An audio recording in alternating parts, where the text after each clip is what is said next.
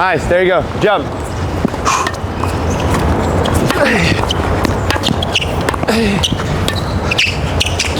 There you go, see? Perfect.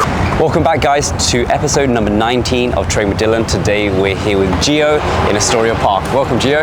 Yeah, thank you Dylan for having me. It's pretty fun, yeah. We're going to play some fun exercises today with Gio, and I want him to tell us a little bit about yourself, so please share. Yeah, so I'm from Brazil, born and raised. I grew up playing tennis there as a junior player, and then went a little bit on tour, played some futures, and then had an opportunity to play college in the US and came here to play college, graduated, and got my bachelor's in marketing and did my master's as well. And now it's been 4 years since I've been coaching college in America. Amazing, mate. Yeah. And we actually recently met at a Wilson event, as you can see kitted out in head-to-toe Wilson, which is the best brand out there. Yeah, there you go. Yeah. But funny enough, I actually played in a Dingles tournament, and this guy right here won it with his partner. How was the experience for you playing Dingles? It was good, it was good. I mean, I haven't played competitive in a long time. It was the first time in a long time playing competitive. I didn't expect the level to be that high, and it was pretty high, so it got pretty intense towards the end. It was definitely fun, and I got super tired playing Dingles for 5-6 hours, so it was a great experience, great event by Live Ball in Wilson, so it was fun to be there with everyone, yeah. So just to let you know the level, there was a lot of ex-collegiate tennis players and ex-tennis professionals that were playing in this event. The winner took a prize check of how much? It was 1,000 split by both of us. 1,000 split, and $1,000, yeah. That's pretty nice check for sure. 4 or 5 hours of playing tennis, right? Yeah, especially doing something that you love, something that it's fun. It's not bad at all. Brilliant.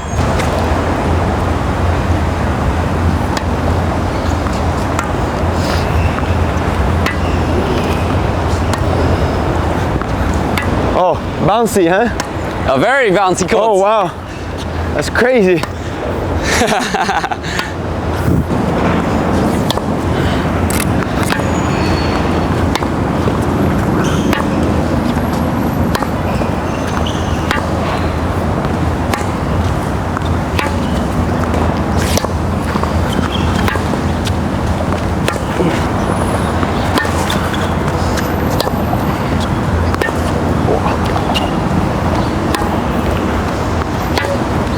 So attack, before you make the first volley, make a stop so you can see the ball. You go, stop. Yeah, stop. Perfect, there you go. Distinct split step, guys, let's do it. Here you go. Main, stop, stop.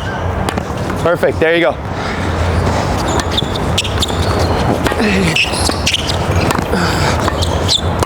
There you go, perfect.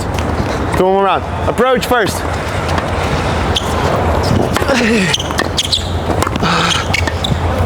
Oh, no. Sorry. Ready? Yep. Here we go.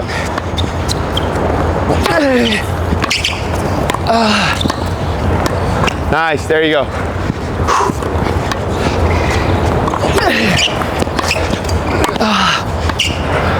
Perfect, there you go. Let's go.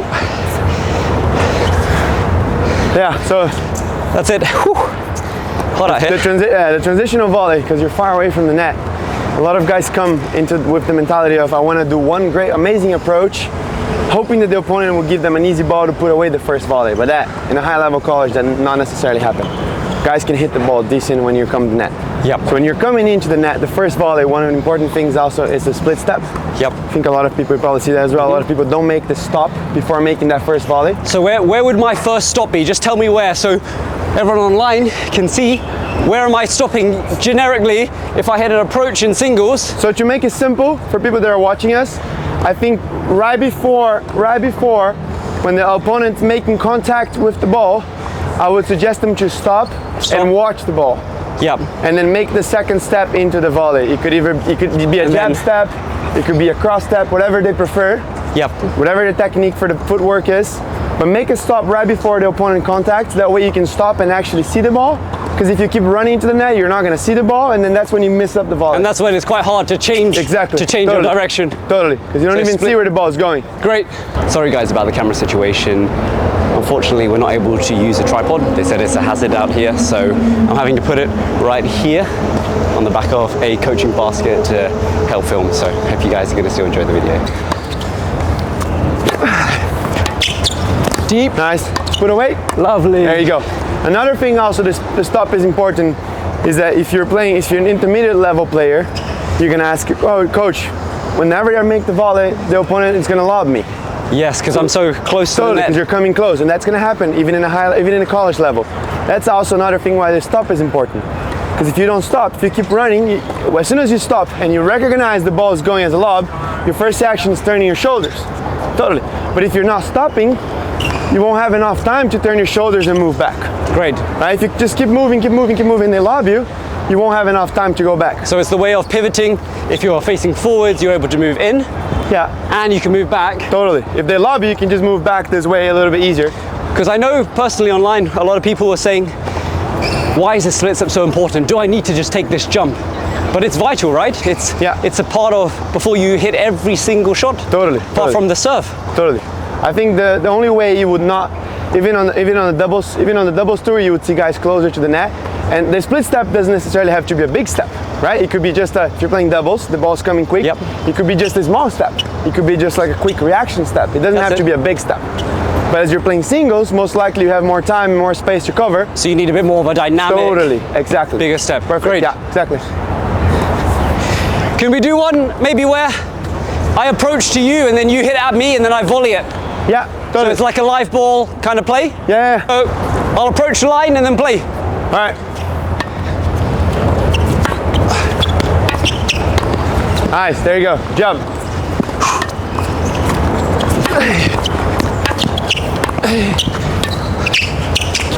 There you go. See? Perfect.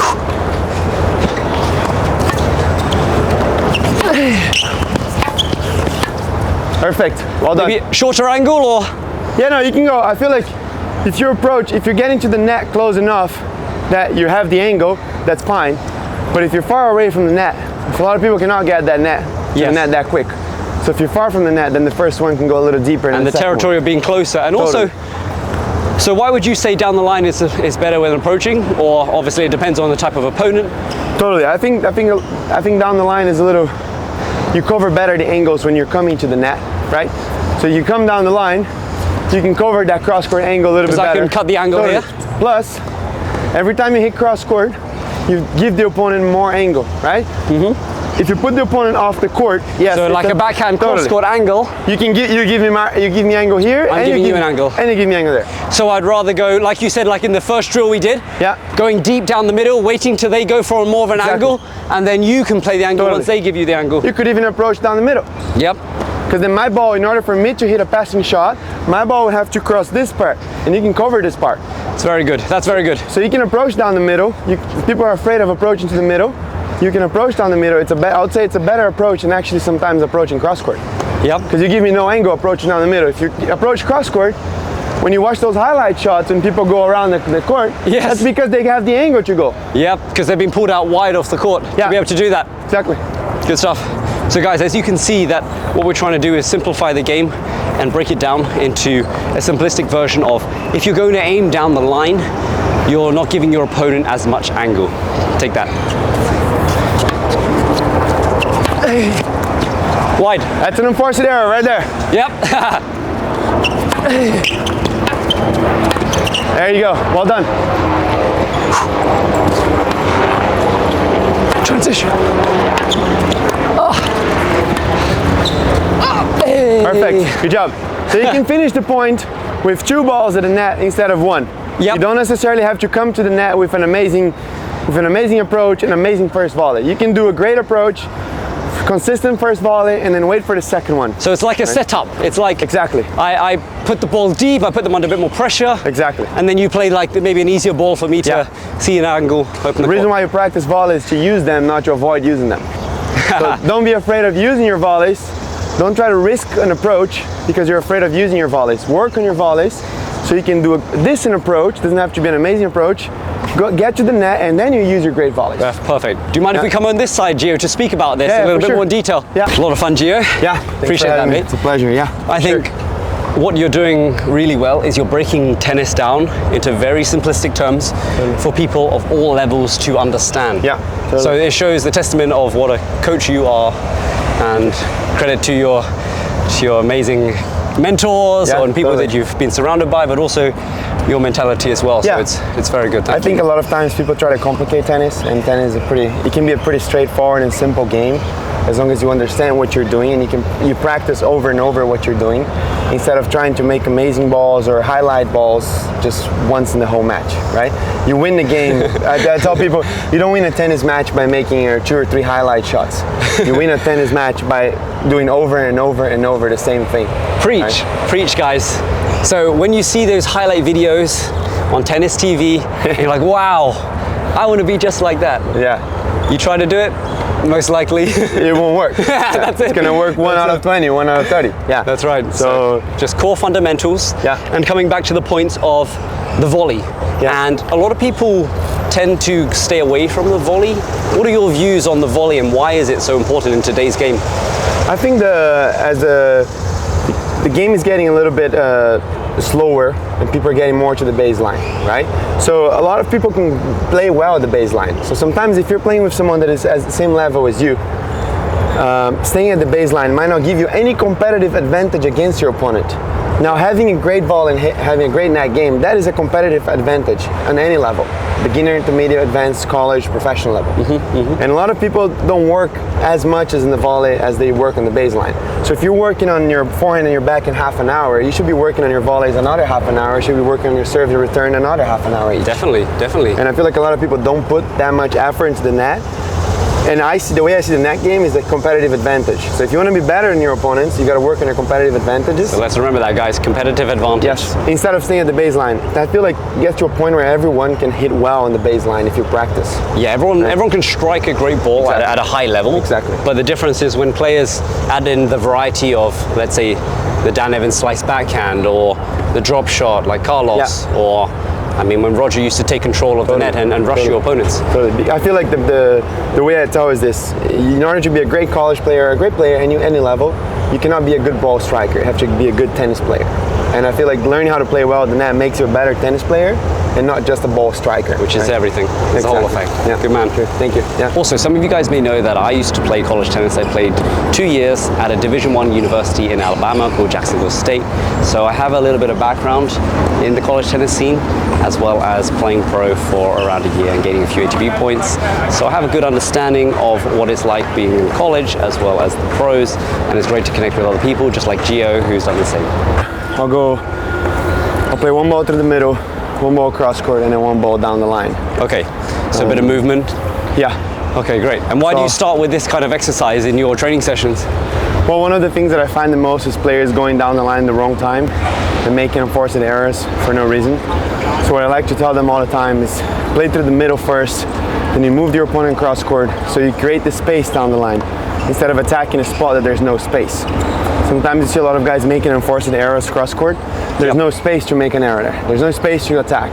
So create the space and then attack where you have the space, versus attacking where you have no space, going for the line and making an unforced error. Great stuff, mate. Let's do it. I'll move you to the middle, cross, and down the line. Great.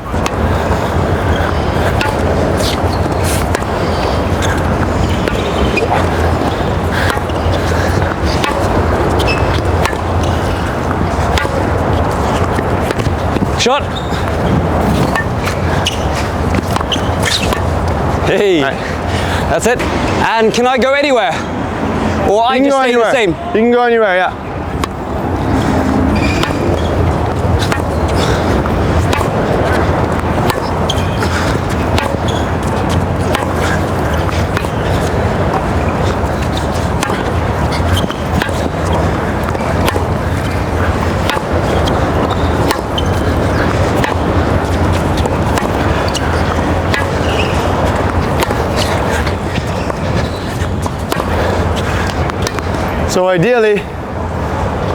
So ideally when I'm moving you down the line, I should if go. I'm getting heavy, you can cross, right? But if I'm attacking you, or if someone is attacking one of my players, I like when they go heavy through the middle and reset the point. So a bit more shape and height. A little bit more shape and height, so it gives you more time to recover, as well as it takes away angles from the opponent. Yes. I think one of the key points that a lot of college players don't understand is they like to hit cross court, but when you hit cross court, you also give angles for your opponent to go back cross court or even to attack it down the line.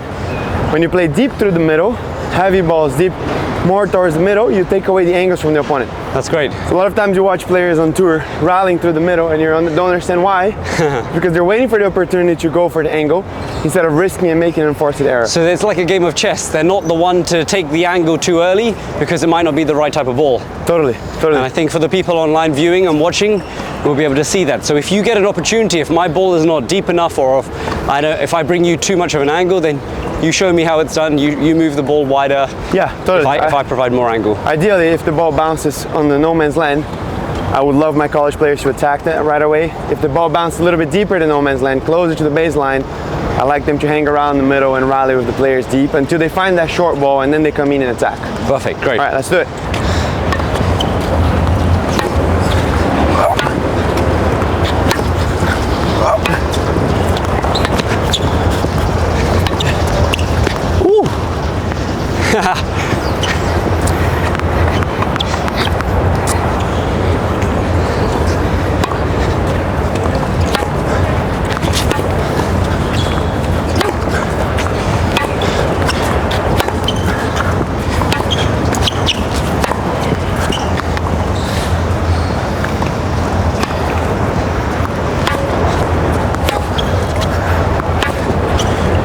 Hey.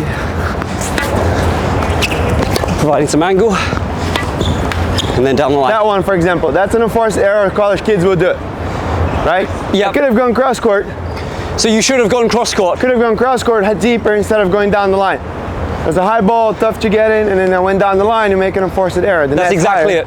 And this is exactly what I want to showcase, because even we make decisions where we feel like in our mind is, that's the right ball, and then you look back and you think.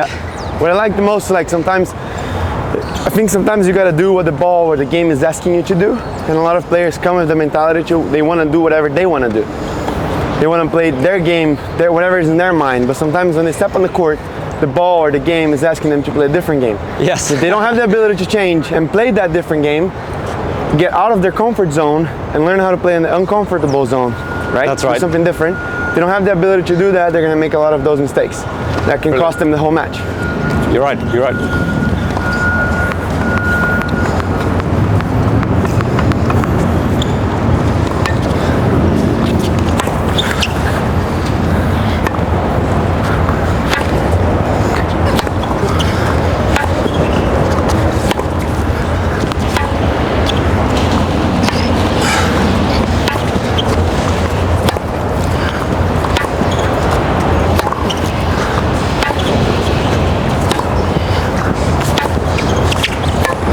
Yep. Let's say you made that ball. I was far away from that cross court. So I try to go there, I try to go cross, but I gave you angle to go cross. Yeah, that's right. So if you made that ball, I wouldn't have gotten. So maybe I should have played one more through the middle. A bit more central. Yep. Cross court.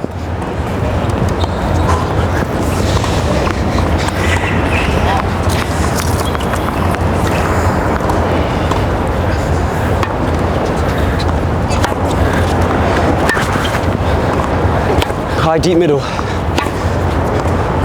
And again. Oi! All right. Yep. That's it.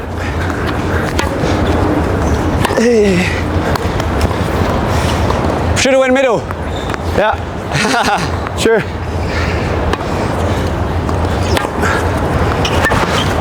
It's all right.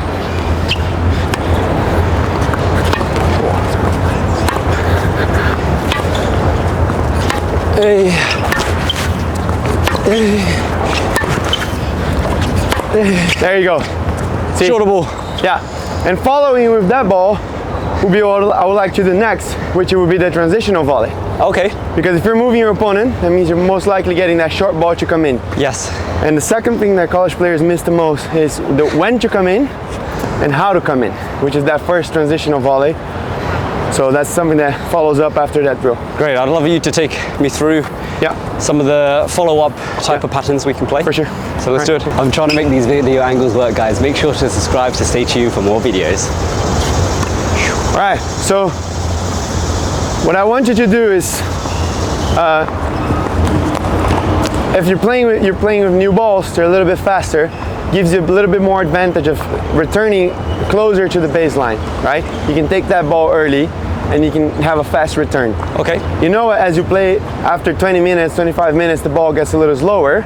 Sometimes the efficiency of returning on the line, it's not the same because your return will be a little slower. It gives the opponent too much room to attack. And you're already in the court, then they could expose you. So if you feel like you're not getting the return fast enough, it's okay to take a couple steps back, wait for the return, and come out of a heavy shot, higher, more height, and a little deeper. So that way you have time to recover to the center of the court or whatever your recovery spot is, and play the point. Great. Versus trying to attack and getting your ball in the middle of the court and the opponent attacking you.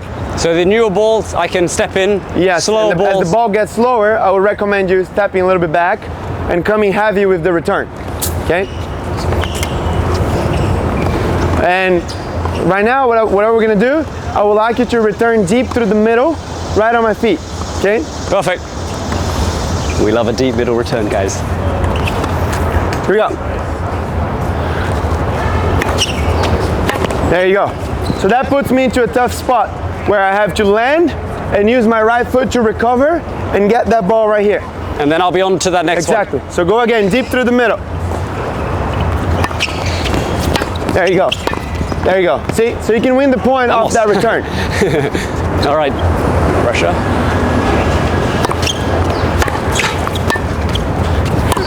No! That was the one! Ah! Almost. That was like the saber nearly. No, I'm kidding.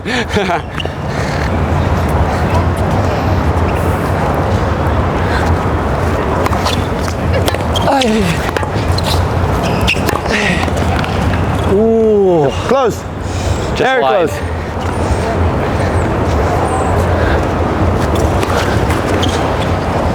So let's do one where, let's say the ball is a little slower and you're not feeling your return close. Take a couple steps back. I'm gonna serve. You're gonna try to go through a heavy shot through my backhand. Okay. Heavy deep. There you go. See how you have time to recover after that return? More time. Yep. Let's go again. So I have a bit more time when I'm standing further back.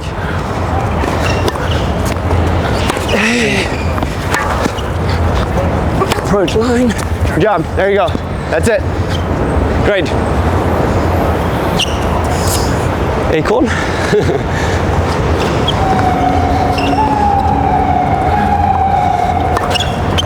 Hey. Come on. Let me stand back a bit. Oh, that's too good. Ace. Curtains. Too heavy. Whew.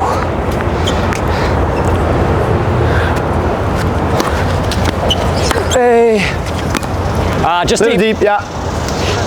But my reply is, try to go deep, push you back, put you under more pressure. So, yeah, I feel like it also depends. If it's a first serve, you can try to stay deep. If it's a second serve, you can step in a little more and go deep through the middle.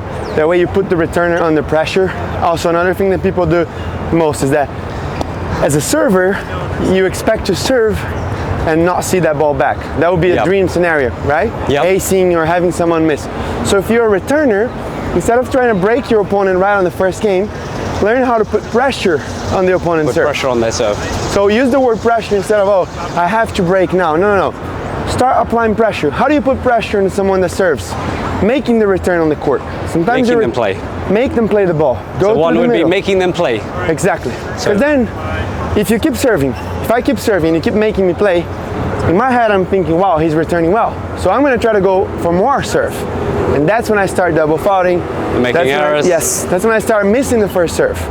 And that's when the returner, so you don't have to break right off the first serve. You can break the third game, the fourth game, and you still win the set. But to show them, and mentally, to show them that you're making more balls. There. Exactly. Definitely. Because if I'm serving, you keep missing your returns, that's what I want. It's a dream scenario for me. Yep, right? Definitely. Okay. Good stuff. Should we record the serve? The serving part? Really good nuggets of information, guys. I hope you are enjoying this video. It's a really nice way for me to hear as a coach as well, the breakdown of what Gio is talking about in terms of doing the basics very well. And this speaks volumes for the rest of the tennis community and for you guys if you wanted to learn from videos such as this one. Just keeping it very, very basic, doing the fundamentals very well. Right. Talk me through. So show me as we... Right, so the return, as we talked, we got to understand that number one, I think you don't have to return always in the same spot. You got to be able to be flexible a little bit and move a little bit, right? So if you feel like your opponent is serving a lot of angle serves, that means a lot of T and a lot of wide, you can take a couple steps forward and stay closer to the baseline. That way you can close the angles on the forehand, also close the angles on the backhand. But then if your opponent serves body, it becomes a little bit tricky. All right, so Dylan, I think number one thing is like you can be flexible to move your returning spot, right? You don't have to always stay in the same spot. So if you feel like your opponent is serving a little bit more wide and on the tee, you can take a couple steps forward. That way it's easier for you to close the angle on the forehand and close the angle here, right? But then obviously if your opponent's smart, is going to start serving more body because then you don't have time to return.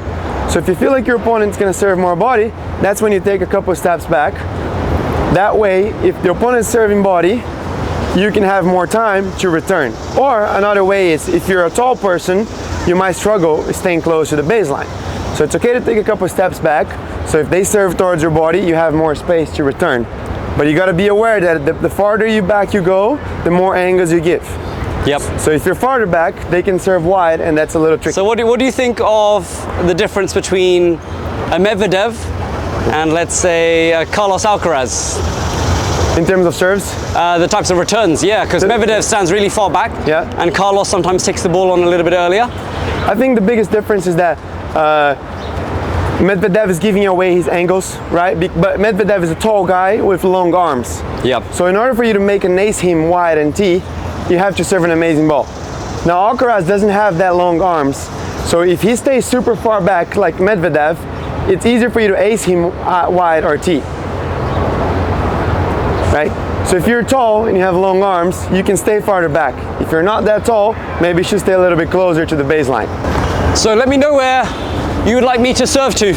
All right, so the question, so you're gonna serve? Yep. Okay, here. So, question I get asked the most, Coach, what's the best serve? My answer, the serve that your opponent's not expecting. Aha. That's the best serve. Because if you want to improve your tennis game, you want to get to a better level, you got to be able to learn and be open to learn all kinds of serves. So you got to be able to learn a slice, a great flat, and a kick serve, right? Mm-hmm. That way, whenever you see your opponent on the other side of the court, then you can decide, okay, I'm going to go for a slice, for a kick, or for a body. If you're serving all the time the same way in the same spot, it becomes very predictable. Definitely. So your opponent can easily return. So when everyone asks me, what's the best serve? The serve that the opponent's not expecting, okay? How do you decide what's the best serve? In an easier way, look at your opponent's body position. So first I'm gonna start closer to the baseline. That means it's harder for me to get the body serve. So I'd like you to start serving some bodies, and then we'll go from there. Great.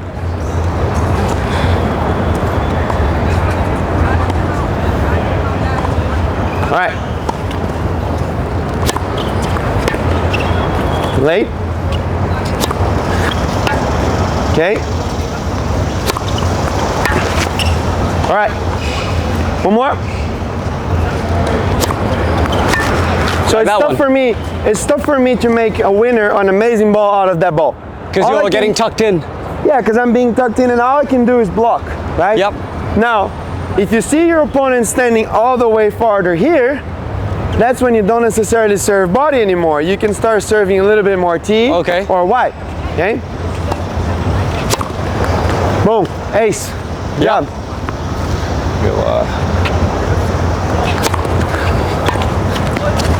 There you go, and then you get a second ball easy. All right, what about this one? Yeah. No! Oh, great.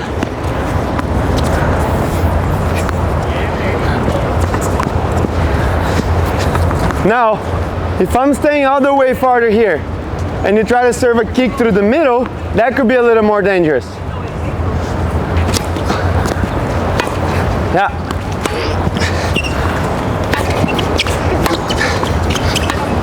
Oh, nearly had me. Did your guys ball? Yeah. Here we go. So we go kick body? Yeah, sounds good.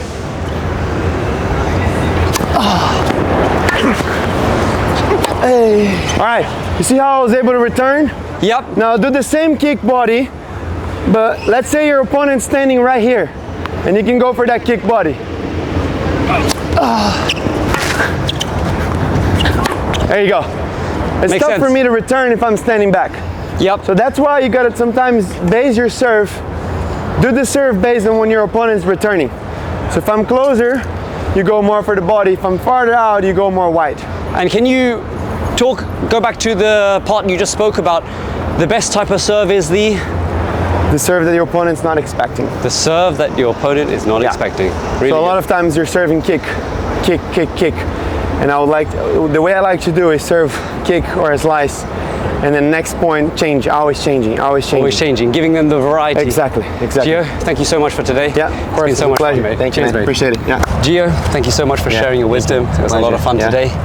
And I want you to share a little bit about your college experience as a coach. Yeah. So I've been coaching college for 4 years now. I started off towards my sophomore, junior year of college. I had a wrist injury. That wrist injury put me a little bit on the side, and I got to watch way more tennis than I used to. Because as a player, sometimes you spend a lot of time playing, but you don't watch enough tennis. So because of that injury, I was on the side a lot, recovering, and I got to watch a lot of tennis, watch a lot of college tennis, my teammates, other teams, and I almost stayed a year just kind of like watching tennis.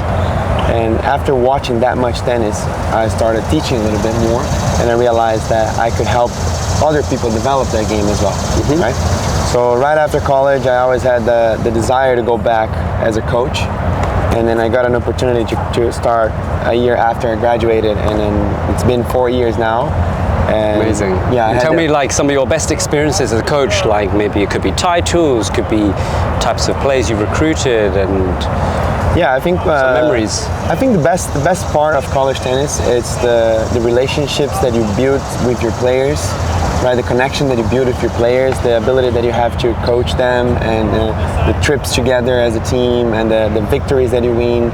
And obviously, my highlight will be when, as a sophomore, my second year coaching college, I won a championship. With the Oh, school. congrats, man! So, Second year only, man. Yeah, exactly. So I got my Sophomore rings. year. I'll send you a photo so you can show them. Definitely, would love to see that. So I got my rings for men's and women's champion, and I think that was the highlight so far. And I'm hoping to win many more of those. Amazing. And tell me, Joe, what are your goals then in the next, let's say, year to 5 years? What would you? So I'm starting a new program from the scratch, and my main goal is first build a program that players want to come play with us, a program that is enjoyable on and off the court, where players feel like they're a part of the program. Players feel like they're welcome there, they can develop their game, and they can have a real college experience. And obviously, after the first, second year, my goal will be aiming for a conference and a title championship for sure. You can definitely do that. You have the great attitude, and I have no doubt that you can definitely do that. So the question from my previous guest is, who do you know that I should know? Yeah, so your previous guest was Beatriz, right? Yeah. And I think she should meet Beatriz Haddad Maia. Another Beatriz. Yeah, there you go, the Brazilian player. I know her, and I've been to... We were at the Open yesterday. Yeah, I was at the Open yesterday watching her match. She had an excellent match after the second set. She was able to win 6-0, and in the third set she won 6-2 or 6-3. So she won how many games in a row? She won 9 games in a row. And what was the difference? How did she go from being down to winning 9 games in a row? That's a completely different Uno flip. Totally. I think the first set, she just came from a final in a total different conditions, in another state, in a different court, different balls. And then she had maybe a day or day and a half to adapt to the conditions. So you could see that the first set, she was struggling a little bit of the timing of the ball, with the pace. So she was a little bit off, you could see. And then once she got the feeling, she just went on, and then you couldn't stop her. She won second set 6-0. Damn. She went 3-0 up in the third. Incredible. So I feel like once she found her rhythm, once she found the pace, the bounce of the ball, the speed, her positioning on the court, then you just wouldn't be able to stop her. And I think she's a great example of someone that took a year and a half break from tour. Oh wow. She started off playing futures, and a few years back, and then from futures she just went to the top 10 last year in the WTA. That's insane. So I think she's a great example of someone that has been working hard for the past 3 to 4 years, improved a lot of her physicality, a lot of her consistency, and went from a person that always had a talent that actually developed her talent and became the player that she can be. Brilliant, brilliant. Thank you, Gio. And for the last thing is, what question would you like to ask my next guest? So I'd like to ask your next guest, what is the best advice a coach ever gave you? Oh, I like that one. Yeah, that's a good Gio, one. thank you so much today, mate. Appreciate really it. good fun. It's a pleasure. Yeah. And if you guys enjoyed this video, be sure to subscribe and stay tuned for more awesome videos to come. Take care, guys. Thank you.